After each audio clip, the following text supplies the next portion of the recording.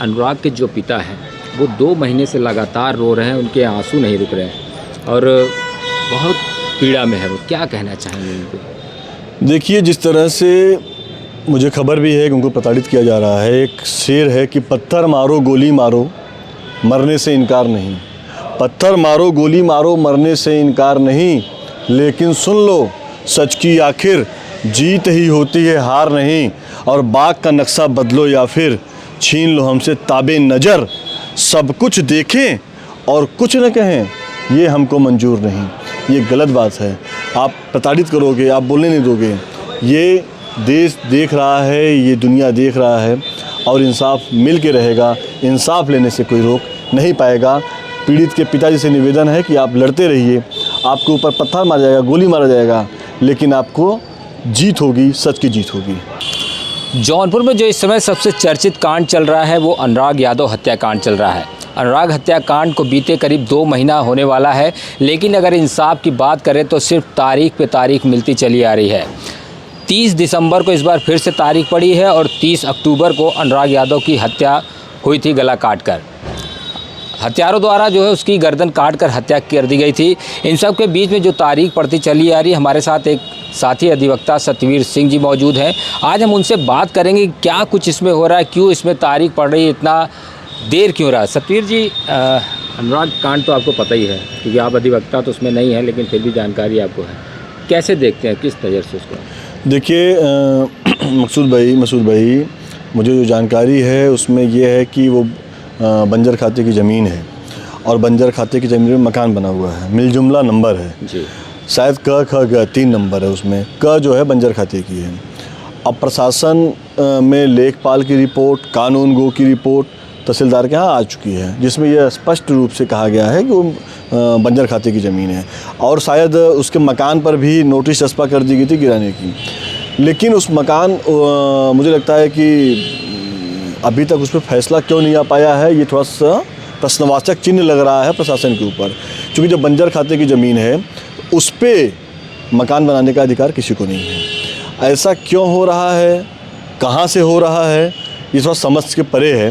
लेकिन संवैधानिक रूप से उस मकान को वहाँ पे रहने का अधिकार नहीं है। मुझे लगता है कि प्रशासन कहीं और घटना होने का इंतज़ार तो नहीं कर रही है। क्या इस बात का संदेश दे रही है कि नहीं, तुम बंजर खाते पे मकान बनाओ और हम हैं तुम्हारा संरक्षण करने के लिए। एक नौजवान खिलाड़ी को जिस तरह से गला रेत कर हत्या कर दी गई, इतना बड़ा मामला हुआ, उस पर इतनी राजनीति हुई, लोग गए वहाँ पे बात किए, लेकिन उस परिवार को न्याय शायद नहीं मिल पा रहा है। इससे हम सबको बहुत कष्ट है और मुझे पूरा विश्वास न्यायपालिका पे है। आज नहीं तो कल वो मकान गिरेगा और मकान को गिरना ही चाहिए, क्योंकि बंजर खाते की ज़मीन पर मकान को बनाने का अधिकार किसी को भी नहीं है।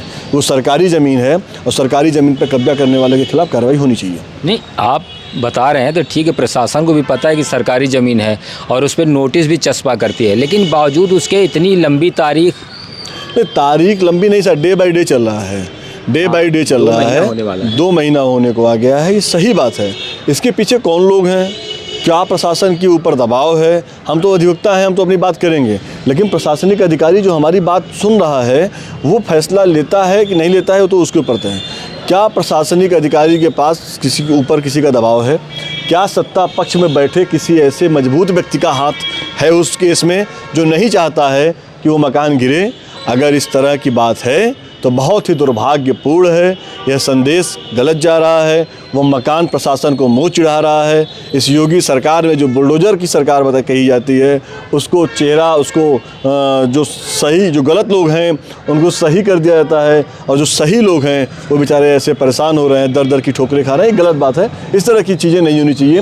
प्रशासन से मैं मांग करता हूँ, मैं एक अधिवक्ता होने के नाते, और मैं खुद अगली तारीख 30 तारीख को है, आपने बताया जी 30 तारीख को है। 30 तारीख को मैं खुद अपने साथियों के साथ खड़ा रहूँगा और मैं प्रशासन से, तहसीलदार से इस बात की मांग करूँगा कि भैया इस तरह का मैसेज समाज में नहीं जाना चाहिए कि बंजर खाते की ज़मीन पर आप एक ऐसे व्यक्ति को ला के बिठा दिए हैं जो हत्यारा है, जिसने हत्या की है। संदेश गलत जा रहा है। इस जो आपत्ति है विपक्षी की, उसको खारिज करिए। नहीं, आप अभी 2 दिन पहले जो है कि जो मंत्री हैं, राज्य मंत्री गिरीश चंद्र यादव और जिलाधिकारी दोनों उस परिवार से मिलने जाते हैं।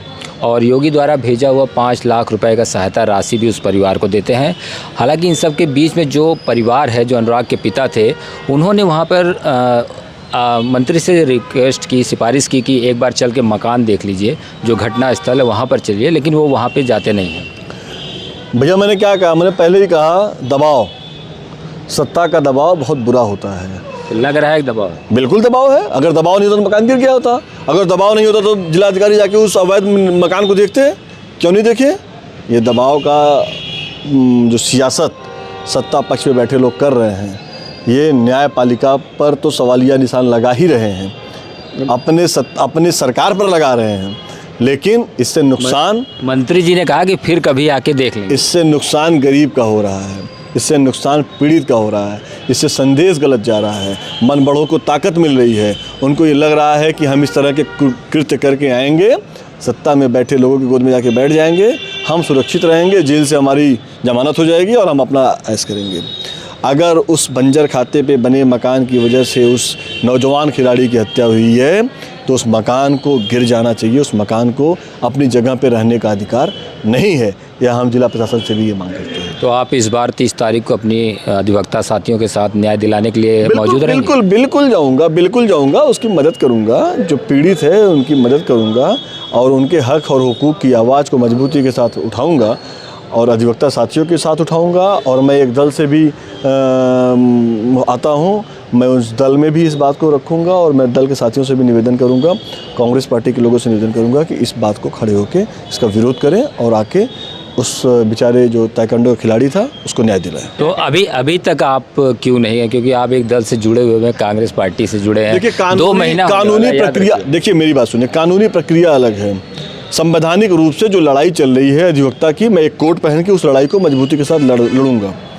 और जो हमारी दूसरी लड़ाई है, राजनीतिक लड़ाई है, उसको भी हम लड़ने का प्रयास करेंगे, क्योंकि सत्ता पक्ष के दबाव में न्याय नहीं मिल पा रहा है, इसलिए वो लड़ाई को हम खड़ा करेंगे।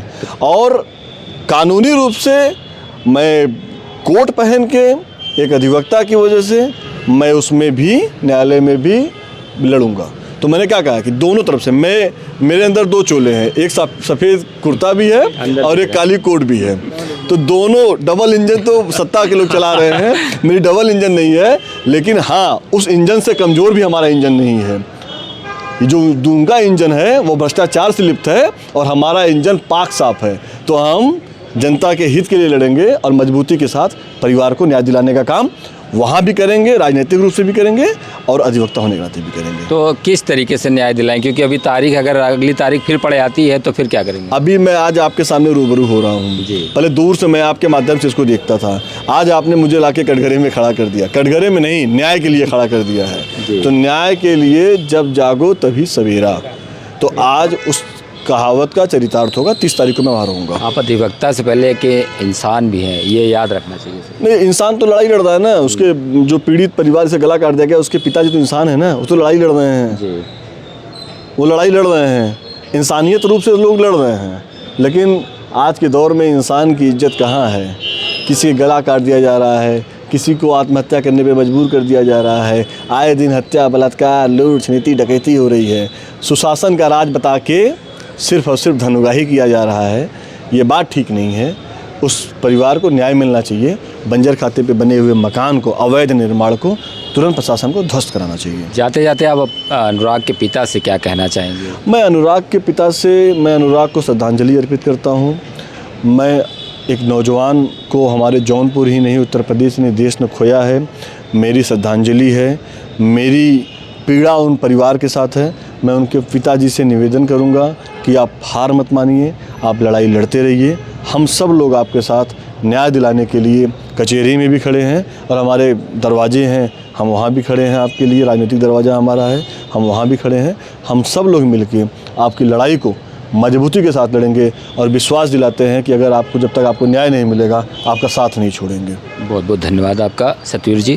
तो ये थे हमारे साथ साथी अधिवक्ता सतवीर सिंह जी, जिन्होंने बताया कि अगली तारीख में जो तारीख पड़ेगी उसके साथ हम साथी अधिवक्ताओं के साथ वहाँ पर मजबूती के साथ खड़े होंगे और न्याय दिलाने की पूरी कोशिश करेंगे। साथ ही उन्होंने कहा कि अगर अगली तारीख फिर पड़ती है तो हमारा एक चोला और भी है, हमारी एक टीम है, उस पार्टी से हम जुड़े हुए हैं। उसके साथ भी हम उनके घर जाएंगे, उनसे मिलेंगे और जो भी हो सकेगा न्याय के लिए लड़ेंगे।